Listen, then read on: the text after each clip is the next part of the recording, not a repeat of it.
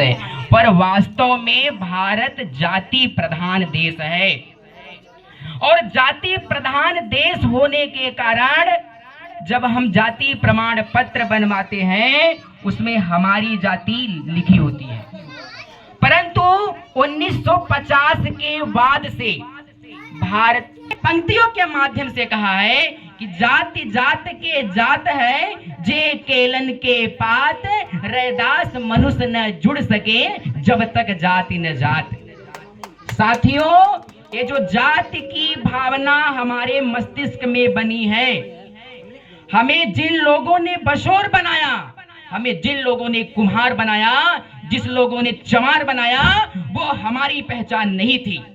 हमारे दुश्मनों ने हमें ये पहचान दिया, गंदी पहचान थोपा, और इस पहचान के ऊपर हम सेल्फ एटीट्यूड करते हैं, स्वयं गर्व करते हैं, और इस बात को गर्व नहीं करना चाहिए।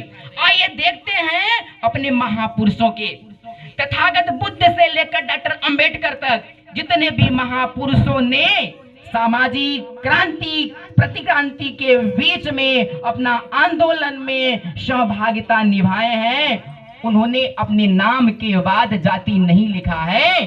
उन्होंने सोचा समझा, सेल्फ एनालिसिस किया, आत्मविश्लेषण किया कि भारत में 90% वाले लोग और 10% वाले लोग, 90% लोग हम लोग हैं जो हम लोग बहुजन हैं। बहुजन का मतलब होता है बहुत जन है। हम लोग 90% इस देश के मूल निवासी हैं और 10% लोग मूल निवासी का उल्टा विदेशी है, और वो विदेशी इस देश में हम लोगों को जाति के टुकड़ों में बांट करके मुट्ठी भर लोग इस देश के शासन सत्ता पर बैठे हुए हैं। मुट्ठी भर लोग इस देश के शासन सत्ता पर क्यों बैठे हुए हैं? वो इसलिए बैठे हुए हैं, उस सामाजिक व्यवस्था के अंदर अपना हम जीवन यापन करते हैं।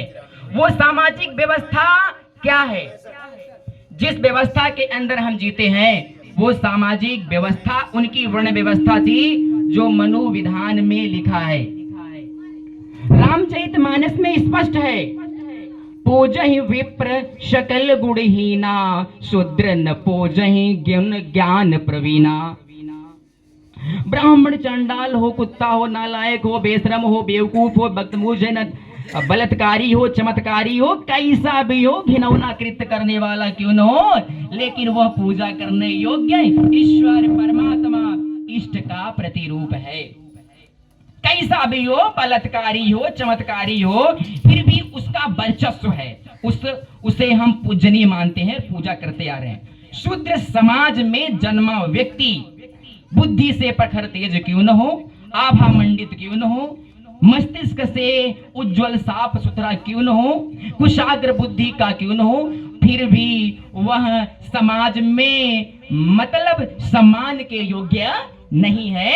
ऐसा धार्मिक ग्रंथों में रामचरितमानस में गोस्वामी तुलसीदास ने सुंदर वर्णन किया। आइए दूसरे चौपाई पर चलते हैं। ढोल गमार शूद्र पशु नारी, ढोल गमार शूद्र पशु नारी। तो ढोल गमार शूद्र पशु नारी ये क्या है?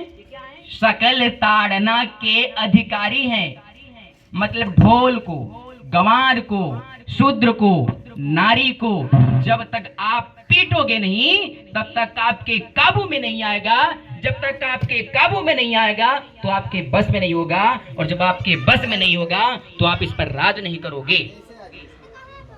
पर अभी कुछ संतों ने ताड़ना का मतलब क्या बताए हैं? शिक्षा। ताड़ना का मतलब कहते हैं कि वो शिक्षा। तो ढोल को पढ़ने का अधिकार है, ढोल पढ़ते